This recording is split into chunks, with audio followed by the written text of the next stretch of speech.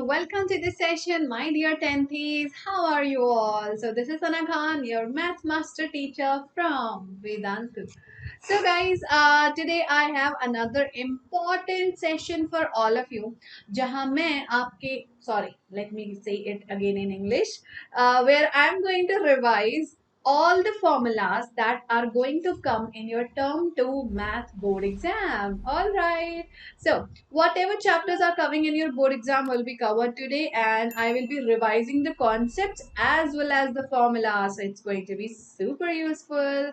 Let's begin the class. Now, this is a little introduction about me. I'm Sana Khan, your math master teacher from Vedantu and teaching mathematics from past 5 years. If you want to know more about me, you can follow me on Instagram as well. Sana Khan _ Vedantu is my account. Don't forget to like the video and subscribe to this channel if you are new here. Alright, bacho. So, also giving you guys a reminder about what all things are going on. So on 2nd of May we are bringing for you sample paper and you can say previous year question paper. Okay. On 3rd of May we will be bringing for you 3 things to avoid before term 2 math board exam. Very important again. Again on 3rd of May we have the strategy how to study one day before exam, and 4th of May is the most important one. 11 a.m. starting we have marathon full syllabus revision. I'm starting the revision early so that your revision will complete soon and then you will have time left for your self study as well. And we will also have live doubt solving on the same day. So join in as soon as possible. So marathon is on 4th of May, 11 a.m., 1 p.m., 2 till 1 p.m. 4th of May, again we have 3 p.m. to 5 p.m. So 2 marathons we are going to run for 2 hours. So yes, full syllabus revision is guaranteed. Now, let's begin with the formula cheat sheet. Okay, now don't make a cheating paper and then copy all the formulas and take it to your exam. They will throw you out. Don't do that. So don't cheat in the exam. It's like your revision cheat sheet. So for revision time, quickly you can revise all the formulas with the help of this. Let's begin.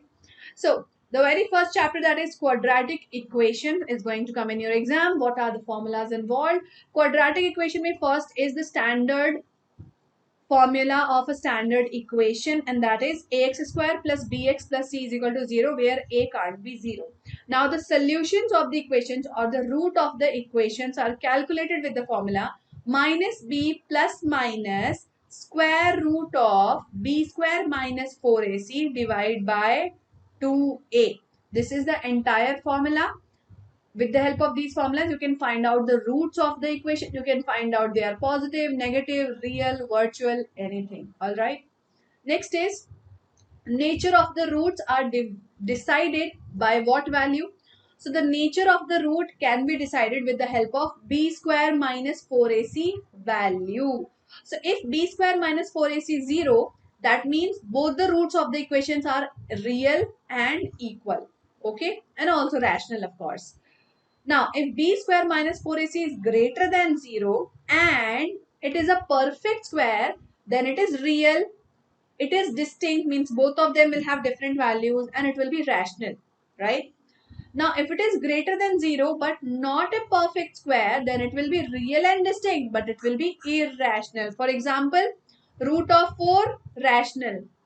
Root of 2, irrational, right? So therefore it will depend whether it is a perfect square or whether it is not a perfect square. Easy. So till here, if 0, equal, if not 0, unequal. But if it is greater than 0, real and distinct. And if it is a perfect square, rational number, not a perfect square, irrational number. Then if it is less than 0, then the roots are imaginary. Okay. And if it is greater than equal to 0, then the roots are equal, as you all know. Okay. Next is arithmetic progression chapter. Now in arithmetic progression, you will learn about basically a series which have equal gaps in between, right? So the first formula is if a is the first term of an arithmetic progression and b is the deviation between each term, or you can say difference between each term, then we can say that for an AP, A plus D, A plus 2D and so on, the nth term of the expression will be A plus n minus 1 into D, where D is the common difference, A is the first term, right? Second formula is sum of n terms. Sum of n terms is n divided by 2 multiplied by 2a plus n minus 1 into d. You can also write it as n by 2 into first term plus last term. This is first term, this is last term. Okay. So n by 2 into first term plus last term is another formula of sum of n terms. Okay. So these are the two formulas here. Also, if you have to find out the value of nth term of an AP, you can also use the formula sum of n terms minus sum of n minus 1 term. Alright. Next comes circles. Circles have a lot of theorems basically. So first theorem of circle is related to the tangents to a circle. Now what are tangents? Tangents are the line or line segments that are drawn from one point, one external point to one point on the circle. Okay, such that they always touch the circle at a single point only, and it is always perpendicular to the radius of the circle. So if this is a tangent, this is the radius, then it will also make 90-degree between tangent and between radius. Okay. It never intersects the circles at 2 points. Same thing. A tangent can never pass through circle like this. It is not tangent because it is crossing at two different points. It has to touch at one point only. It cannot cross. That is a tangent of a circle. Now, what are the theorems related to tangent of a circle? The common point of the tangent and the circle is called as point of contact, and the tangent is said to touch the circle at the common point only. Okay. Next, the length of the segment of the tangent from one external point and to the point of contact with the circle is called the length of the tangent from the point P to the circle. This is point P. Suppose this is point Q. So PQ is called as length of the tangent. Length of the tangent. And what are the theorems related to it? The tangent at any point of a circle is perpendicular to the radius. If this is the tangent, this is the radius, they will make an angle of 90 degree wherever they touch. Second theorem is the length of the tangent and the radius, the length of the tangent drawn from one point to two different points on the circle is always equal.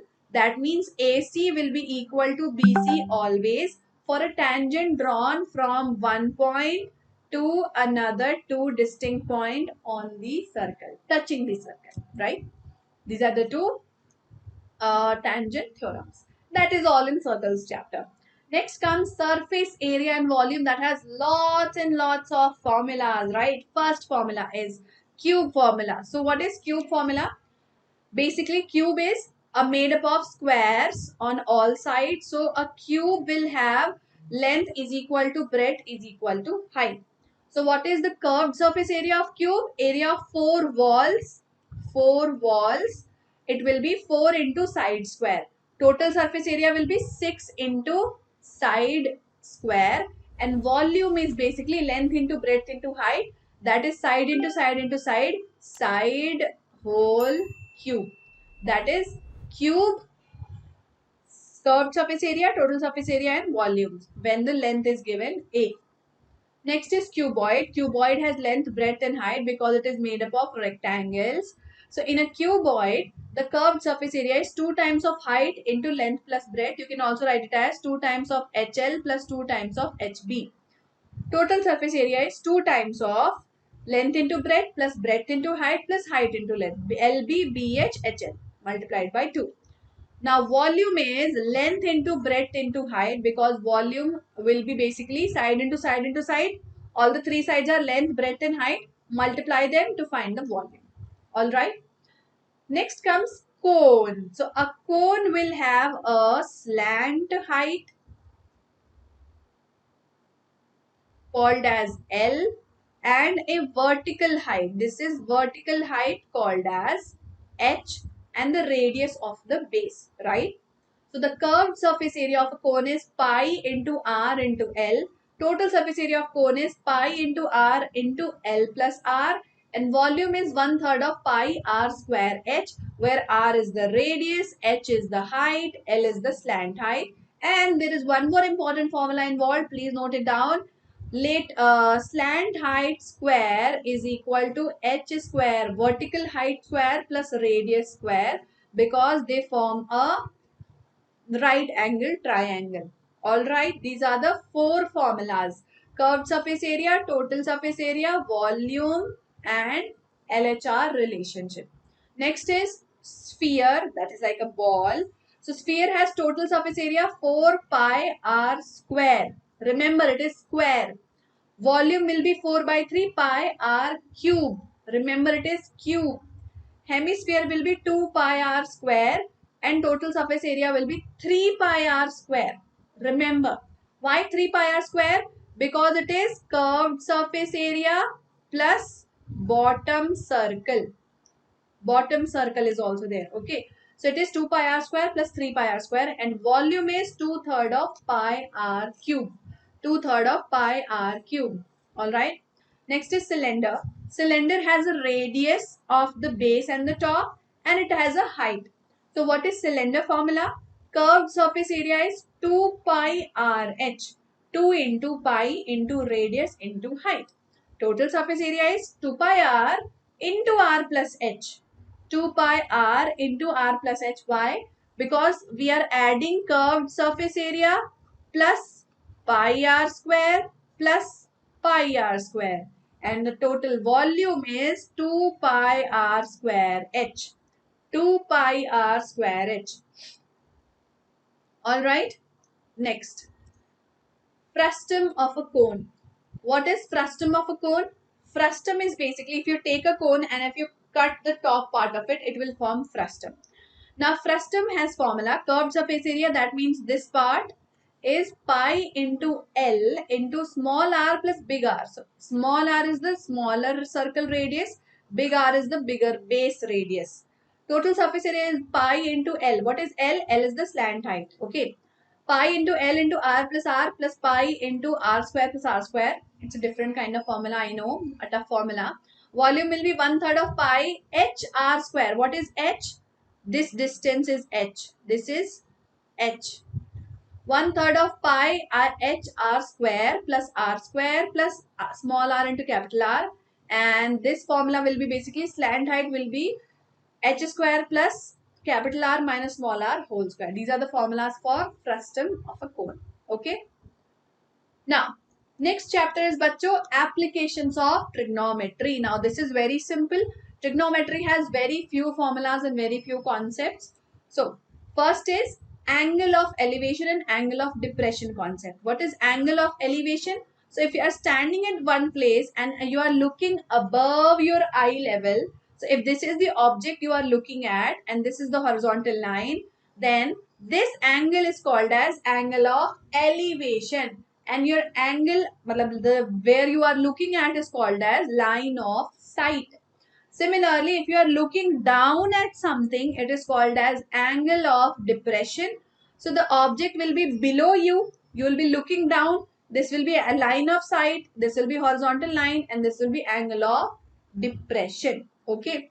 Then we have very important formula in any right angled triangle, that height divided by base is always equal to tan this angle. Tan angle. Okay. So height will be tan angle into distance. Tan angle will be height upon distance. Distance will be height upon tan angle. So any three way you can use the formula. So it will be basically tan theta is equal to height divided by base. Alright. Next comes the chapter having most number of formulas, statistics. Well, let's take a breath and let's start. Now, once in statistics you have raw data, or raw data is something which is not organized or into class intervals. So simply the mean of the observations will be sum of all observations divided by number of observations, right? But once you have a discrete data where you have frequencies of the observation, then it will be observation multiplied by frequency divided by frequency, but summation. Summation means add it then divide it to get the mean. So what is Fi and Xi? Fi is the frequency of that observation. Xi is the value of that observation. You multiply it, you add it to get Fi Xi, then you divide it by summation of Fi to get mean.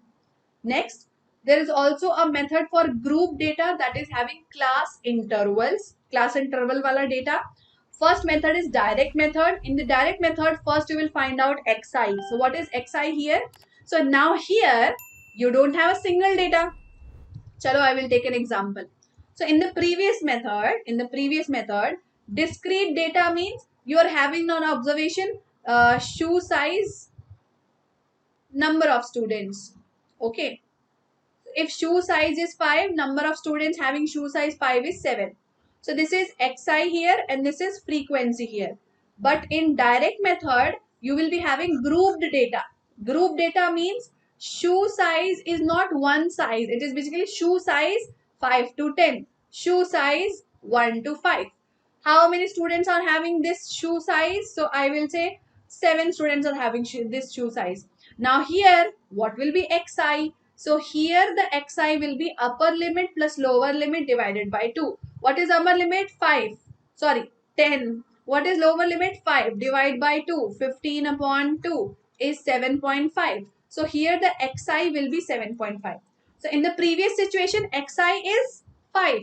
But in this situation, the Xi is upper limit plus lower limit divided by 2. Understood? What is the difference between group data and ungrouped data? So in group data, again the same formula, summation of Fi into Xi divided by summation of Fi. Summation means addition of all the values. Fi means frequency. Xi means the middle observation of that particular class interval. Okay. Then you have assumed mean method. Now what is assumed mean method?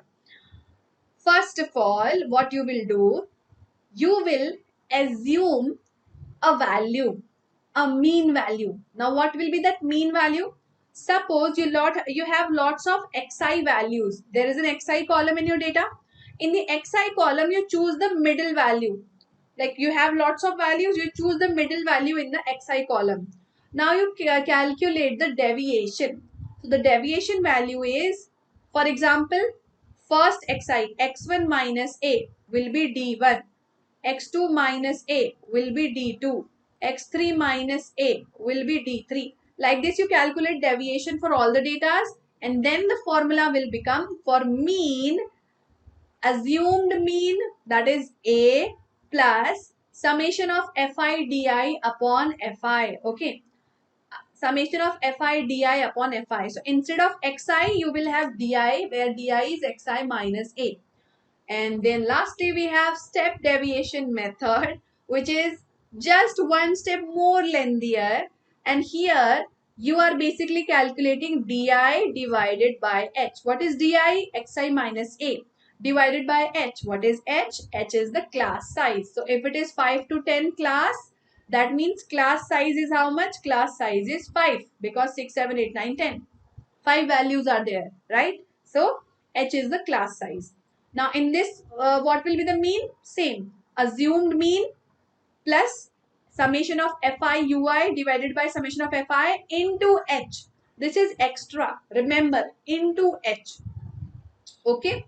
So these are all the formulas. Now, do you want me to summarize all the mean formulas? Let me summarize it for you. So what are all the mean formulas? Let's have a quick look. First is sum of all observation divided by number of observation. You know that.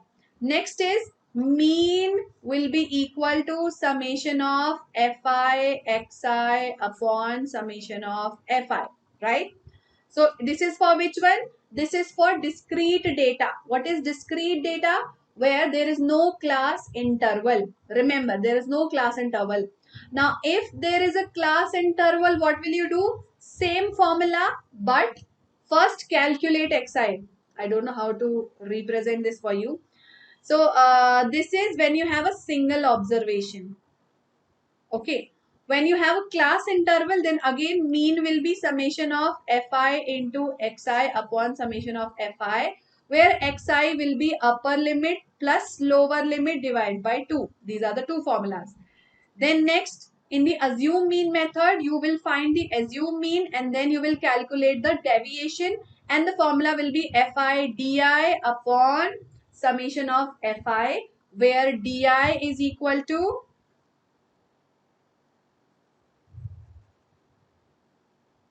di is equal to dash. Di is xi minus assume mean a. And lastly, mean is assume mean plus summation of fi ui upon summation of fi into h, where ui is this. Ui is this. Now it is clear there are four mean formulas. Next, median formula. What are the median formula? Median for discrete data, that is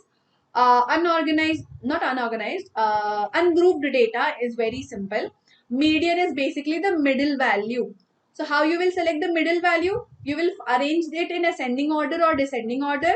After that, you will check if the total number of terms are odd or even. If the total number of terms are odd, then the median will be n plus 1th term, n plus 1 divided by 2th term. Otherwise, if it is even, then it will be n by 2th observation, n by 2 plus 1th observation ka mean, that is add them and divide by 2.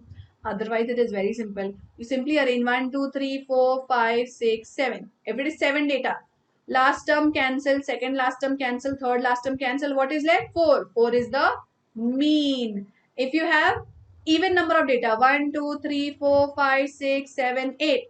Cancel, cancel, cancel, cancel, cancel, cancel. Now you have two values left. So the mean will be 4 plus 2 divided by 2. This is shortcut if you don't remember the formula. Next, median of discrete data. Here you will have to calculate the cumulative frequencies. Okay. First, what is capital N? Note down the terminologies. Capital N is the total number of observations. Okay. If the total number of observations are odd, then the median will be observation where CF is greater than N by 2. Okay. Observation where the cumulative frequency is greater than N by 2. Now, if it is even, then n by 2th observation will be the observation where CF is equal to n by 2. N by 2 plus 1th observation will be observation where CF is greater than n by 2. And then median will be average of both of them. This is the formula for discrete data. And lastly, for grouped data, we have the formula of median as L plus small n by 2 minus CF upon F into H. Where what is median class? The class with cumulative frequency greater than n by 2. L is the lower limit of the median class. H will be the class size, which is always equal generally. F is the frequency of the median class, of that particular median class. And CF is the cumulative frequency of the class preceding the median class, means previous to the median class you will have cumulative frequency. That's the formula for median of grouped data. And lastly, we have mode of data. What is mode?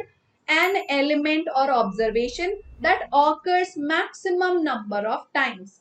An element that occurs maximum number of times.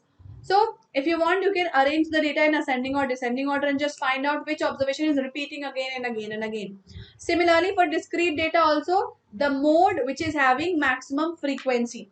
Frequency will be written as number of students having shoe size 4. For example, 10 students are having shoe size 4 and 10 is the highest frequency. So that will become the mode. Who will become the mode? 4 will become the mode, not 10. 10 is the frequency, right? That is mode of discrete data. Oh, and yes, mode of grouped data is another very interesting formula. That is L plus F1 minus F0 upon 2 times of F1 minus F0 minus F2 into H. Now, what are they? Simple. First, you have to find out modal class. Modal class will be class with the highest frequency. You know the frequencies. Just observe whatever is the highest frequency. Then you apply the formula. L, lower limit of the modal class. F, frequency of the modal class. F naught, frequency of the class preceding it. F2, frequency of the class succeeding it. And H is the class size. This is F1 basically. And H is the class size. Simple, right? Modal class is very easy to identify. Maximum number of frequency will be modal class. In that class, frequency will be F1.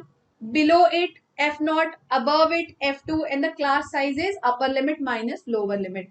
Always remember, upper limit minus lower limit is the class. That is mode of group data.